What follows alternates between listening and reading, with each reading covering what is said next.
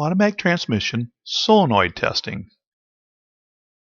On-off transmission solenoids are controlled or energized and de-energized by opening and closing a transistorized switch inside the transmission control module, or TCM.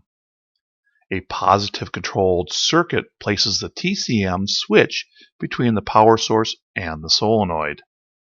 Testing the operation is measured between the TCM and the solenoid.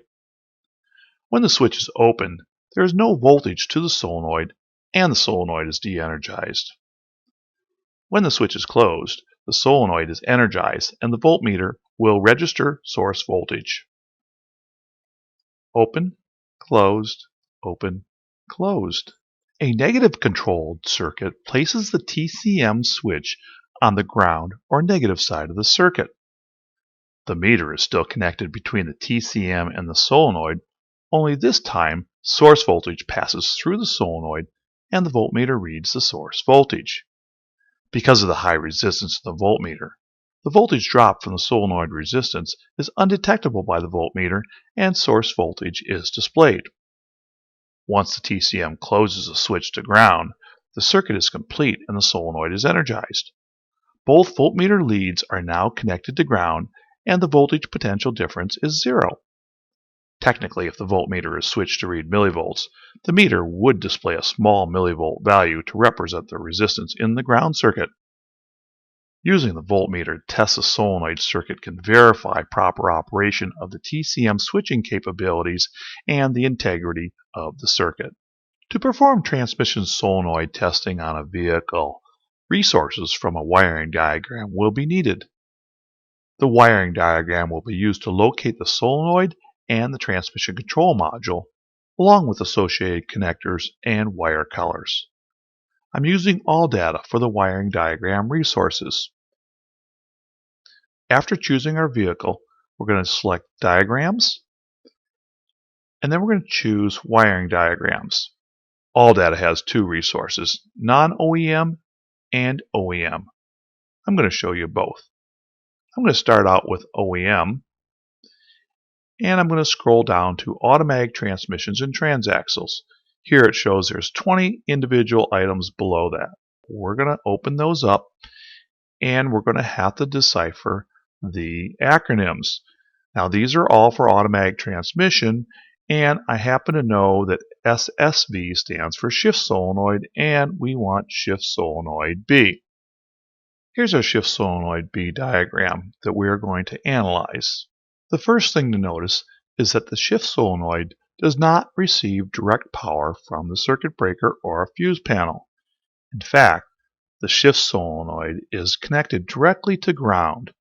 This indicates that the on-off control of the shift solenoid is controlled on the positive side, and that's going to be controlled from the transmission control module. The other thing to note here is the identification of the connector on the transmission control module is M77. A third thing to note is this extra connector right here at E72. That is a possible test location.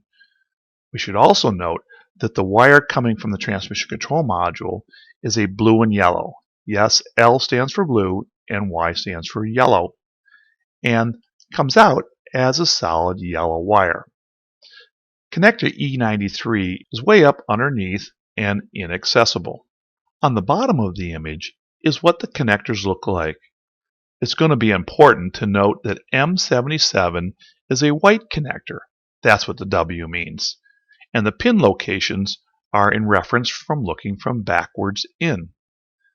Additionally, E72 is a brown connector, again with the pin locations. Now it's time to locate the transmission control module. Starting from the home screen, go ahead and click on Powertrain Management, then click on Transmission Control Systems. Finally, click on the control module and locate the component.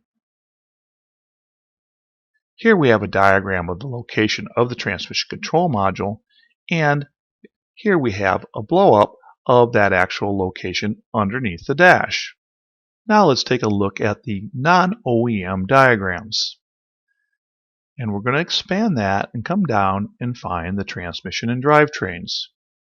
And then we're going to choose transmission circuit. Now this gives me the complete circuitry for the transmission, including the modules, sensors, switches, and inside the transaxle where you can find the shift solenoid.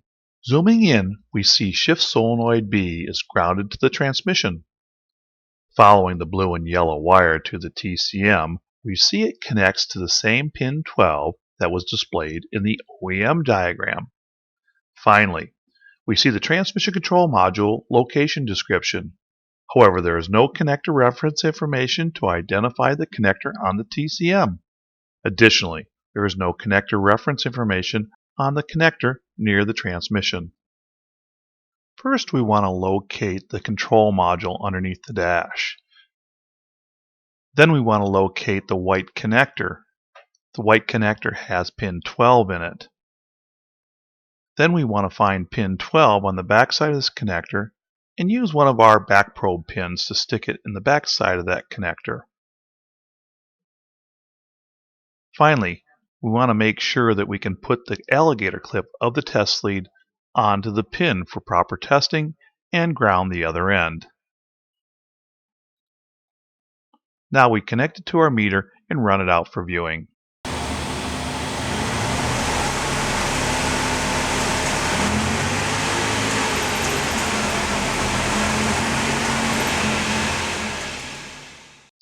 Next, we will use the amp probe around that same solenoid wire. We're going to connect this to the meter and observe the amperage as we do the road test one more time.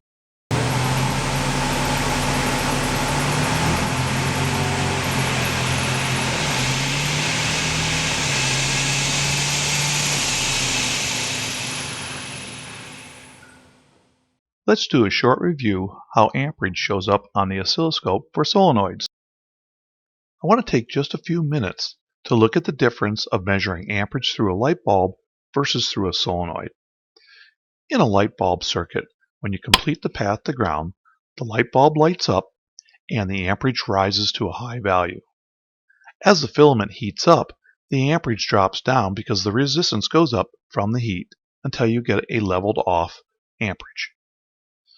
When dealing with a solenoid, it's just a little bit different. The solenoid works on the principle of electromagnetism. Wrapping a lot of wire around a soft iron core will produce an electric magnet. Here we can see it draw the paperclip in, but additionally, the wires that are not wrapped really tight are bouncing around. They're bouncing around because the magnetic lines of force are pulling them in and then releasing them. The magnetic lines of force add resistance to current flow. This is known as counter-electromotive force. That is why you don't see a sudden spike in amperage when we energize the solenoid. As I energize the solenoid will heat up and we will get a rise in amperage. Now, as the solenoid plunger moves to the downward position, you get a disruption in the magnetic field. That disruption in the magnetic field causes the amperage to drop. That verifies the movement of that plunger. Then, after all movement has stopped, the rest of the pattern will be shown. Looking at it in a full motion, it would look something like this. Energize, magnetic field, disruption, and pattern. I have managed to capture 3 full patterns of a solenoid operation on the screen. However, a closer inspection of this solenoid would reveal the pintle bump is not there. That is because I stuck something in the solenoid to prevent the movement of the pintle. I have almost 3 full patterns on the screen. Each solenoid pattern shows the pintle bump. Zooming in on the pintle bump will allow me to make some measurements. I'm able to measure how much amperage is lost due to the resistance of the pintle movement.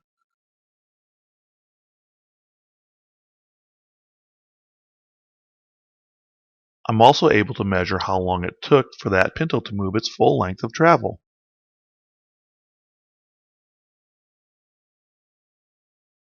We will now make the same measurements with the digital storage oscilloscope. We can measure voltage and amperage at the same time.